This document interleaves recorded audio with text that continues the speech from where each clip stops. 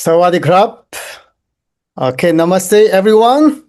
Welcome back to our Northeast India Society, okay, Thailand diaspora. This month, June, we have Mr. Ringphaso Zimik, and we want to welcome you to our podcast. And so we would like Adao Ringphaso Zimik to introduce to us, to the audience. Okay. Thank you, Ajahn Angam, for inviting me to be interviewed in this podcast. And well, I am Ringphaso Zimik from Manipur. Okay. Yes. And well, this is my 17 years here in Thailand. 17 years. Yes. And so far, so good. Yes. Could you tell us a little bit about your educational background, your academic career, how you land up, from India to Thailand? Just a little bit of the background. Okay. Well, I did my high school from Manipur, India. And for the secondary, I went to Shillong, Meghalaya. And then I did my secondary there. And then for my bachelor, I went down to Bangalore. Yes, majoring in English Okay. and psychology, And then later on, I said, well, since I was very much into economics, All right. I went down to Pune and then I did my master in economics. Interesting. And currently, I'm teaching here in Walelak. All right. It's been 7 years running now. Very, very interesting, Zimik.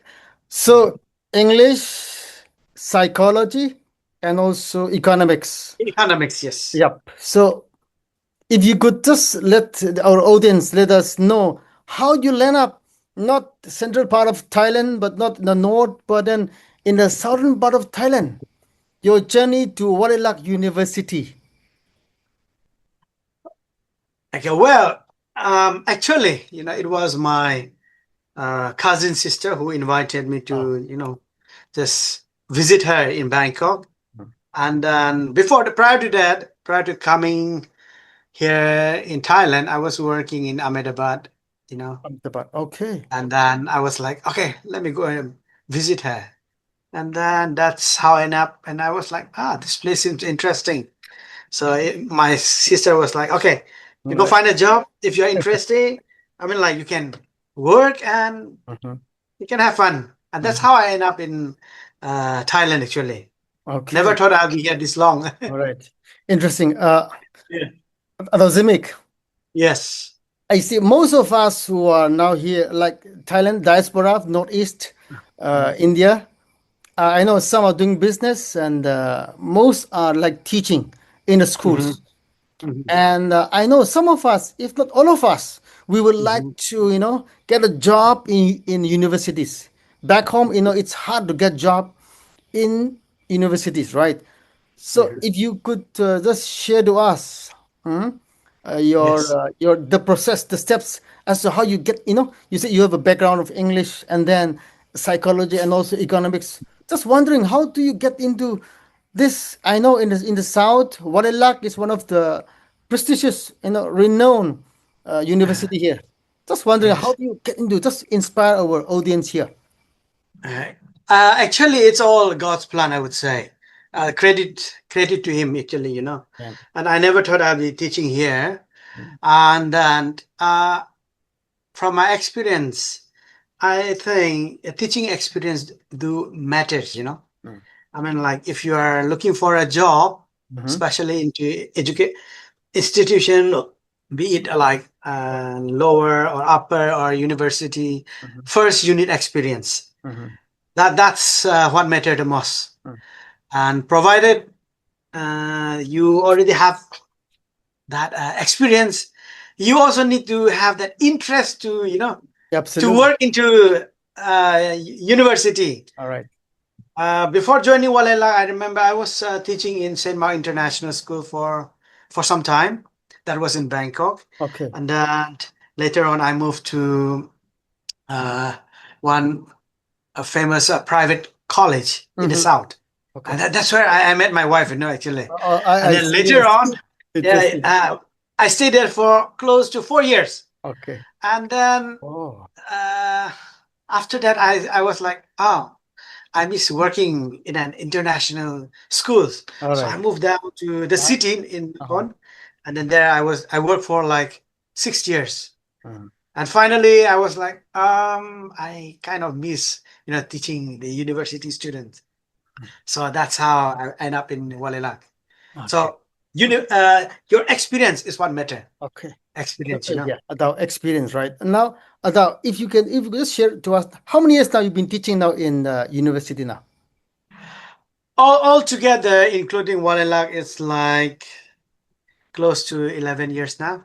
All right, all right. Yes. Zimik. So teaching in the you have had experience teaching in the high schools, right? So Mhm. now teaching in the university, do you have any kind of benefit, any kind of self-development, academically, research? Can you share? Well, the teaching in high school or university, they do have both pros and cons. But let me focus on university. Mhm. The good thing about university is you have the opportunity to grow academically. All You right. know, Mhm. as a profession, you Mhm. can grow Mhm. because once you are into university, you are required to do research. Mhm. All right. All Yeah, right. you are going to work on research, and then you are going to work on publication, Mhm. and then if you have your own students, suppose you are into a school where you have your own student, where you are the advisor, Mhm. you can take them for internship, and then you can take them for like seminar, organize webinars, and those are the things that the school really promote for you. So you can take all those opportunities, and whenever you engage yourself into research, it also comes with top up. You do get bonus for that, and that's how you can Great. actually get extra money for those who are looking in Absolutely. for uh, Absolutely. extra pocket money. It's a good way. Okay, Yeah. so dear audience, so this is one opportunity for the for us those who are interested. Even though you Mm, could be just a mere teacher, if you're interested with your experience, you mhm, can apply. You can get into universities. You get ample mhm. opportunities to research, not just money, Yes. but you got to travel abroad. Yes. So an Exactly. experience, self-development. So we encourage you, Zimik. Thank you for this wisdom of encouragement to get into university, a challenging one but rewarding. Yeah. Now, Ada, I know this most of our Northeasterners, some of us, Uh-huh. I guess so, we are interested, because some of us are into, I think, relationship. Uh-huh. So regarding this cross-cultural marriage, I Uh-huh. know Thailand is a land of, a smile, amazing kingdom, right? And I think you must be caught up with this, the sea beaches, beautiful people, human. Just can you just run us through how come such a person, our people back home, they must be thinking of some ladies, right, back then, right? But how did you land up with a beautiful, lovely lady, okay, here, and now you're well settled here? Just a bit of your love story. Actually, as I mentioned earlier, I met my wife in one of the private Mm. college. Oh, yes. We were working together in the same faculty, Mm.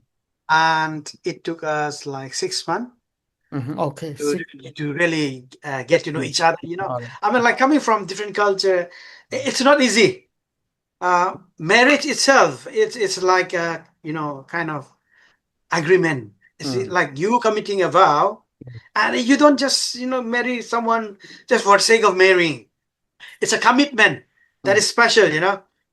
And to make that commitment, first thing, this is out of my experience, you need to really understand that person.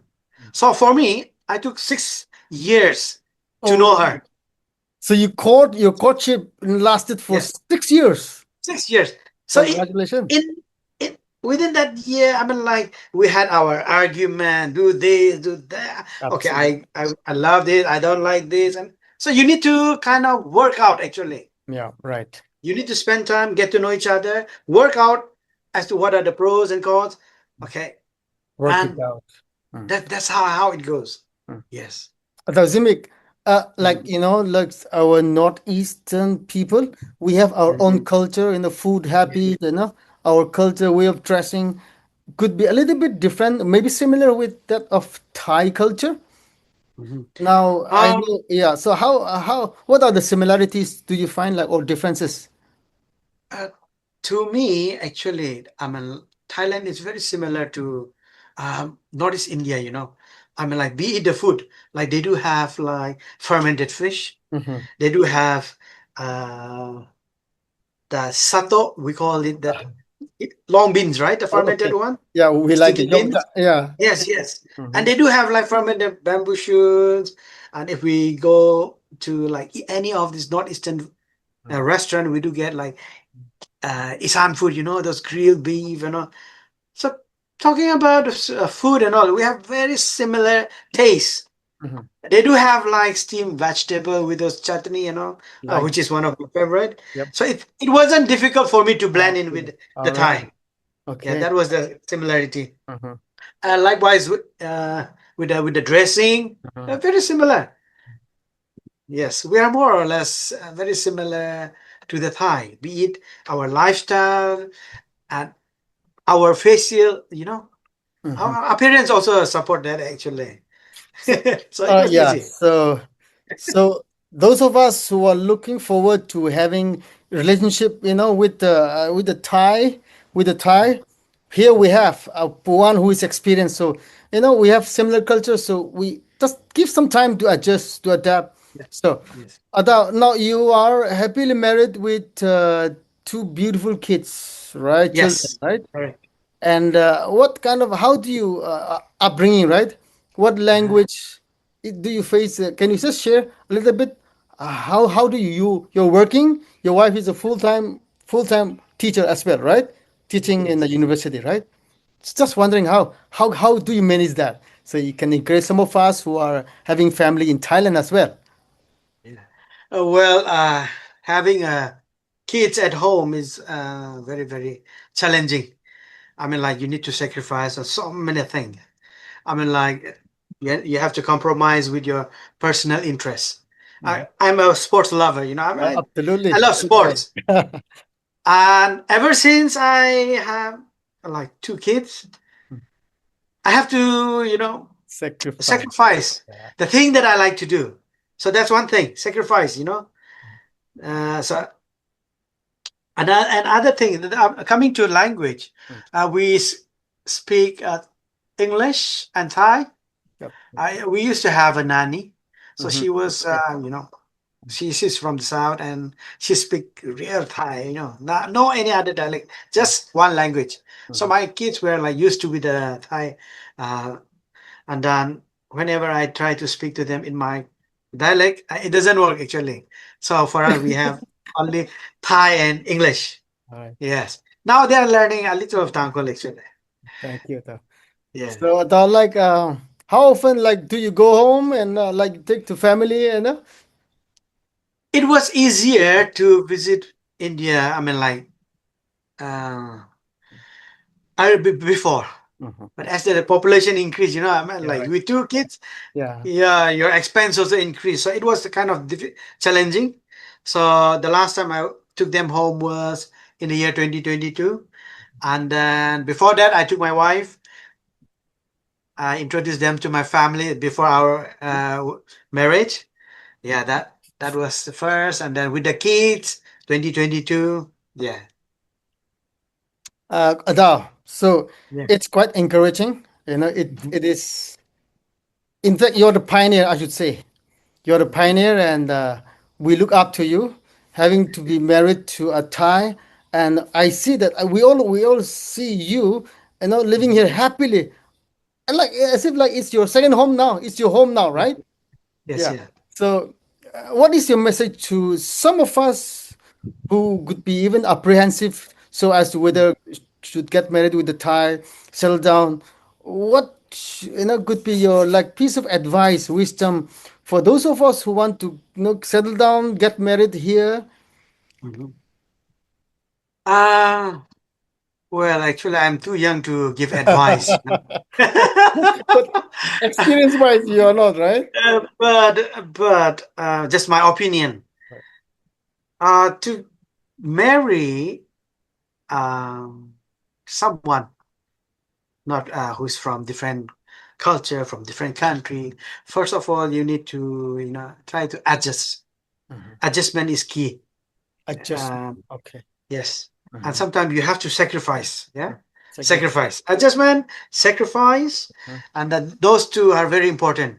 Mhm. And before starting a relationship, Mhm. you need to be really serious. Are you really into us? Are you looking for a serious marriage? I mean, like relationship? Are you are you ready? If you Absolutely. are not ready, please don't just jump in and then get married Absolutely. with someone. I Absolutely. mean, it's don't take the risk. Yep. It will affect you in the long run. Marriage itself is not a not as Bed easy of rose. thing. Yep. Uh, Yes, yes, yes. It need time, commitment, and before getting married, it's wise to let your spouse, it can be your wife or the other, the husband, let them know as to what are your limitations. mhm. Yeah, that needs to be clear from the beginning. Don't say, okay, let me get married first, and then later on I'm going to clarify this. No, it wouldn't work that way. It should be done Right. before before you settle down. That is also very important. And then above all, uh, so we can't find a perfect people, So learn to forgive others. Absolutely. That's the best thing. Bed of forgive. Learn to forgive others' mistake, your spouse mistake, Mhm. and learn to forgive yourself. And that is also very important. And another thing that I've learned in my life is don't bring your work problem at home. Mhm. All right. Yeah, of course, everyone is busy. I mean, whatever you have to do at school, at office, like, do it there. If you can't finish, don't bring it at home. Do it there the next day. And whatever the problem is there Mhm. in your workplace, don't share it with your wife. Yeah, absolutely. That's the thing that I practice, and it really help our maintain our relationship. So my Absolutely. wife doesn't have to know what is happening in my office, Mhm. uh, unless there are things like I need her suggestion as Mhm. to how I tackle situations, Mhm. as to how I solve the problem. Okay, Mhm. those things I can share. Mhm. But aside from those things, I think it's wise to abstain from sharing whatever happens, in your workplace. Likewise, do not share what is happening in your family to your colleague. Mhm. It will come. It will definitely backfire you. Yeah. Okay. Like colleagues and friends are different thing. Mhm. A colleague can be friends, That. and Mhm. yes, So those are the things I should say. absolutely, absolutely, young.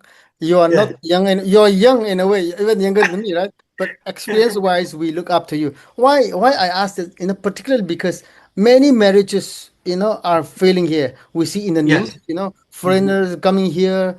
So your word, a piece of word like commitment. Are you ready? Mhm. So these are the word, right? Are Mhm. you ready? Are you Yeah. serious? Are you Mhm. fooling around? Are you giving time? Are you willing to sacrifice? Mhm. To time to court, time to understand. So I think these are the things some of us who are willing to have, if spouse outside, like in Thailand, as Mhm. you give advice, we should be pondering onto these things. Adao, thank you so much, Adao. Yeah. So, Yes. uh, it's just not so long, but then I think we have got enough how to enter Mhm. into Thai universities. Those who are willing, Uh-huh. interested, Adao Zimik, Mhm. and then those who are no interested and eager to have a Thai wife and settle down in this beautiful land, amazing land. So here Uh-huh. is Adao Zimik as an example. So Okay. we will even approach to you for consolation, Adao. Yeah. Sure, sure, sure. So Adao, yeah. So Yeah. we want to, in behalf of our Northeast India Society, we want to Mhm. thank you, Ada, once again. And until Mhm. next time, Ada, have a good night and see you again, Tao. Yeah. So, Tao. Sawadee Okay, krap. my pleasure. My pleasure talking to you. 多謝，Sawasdee krap.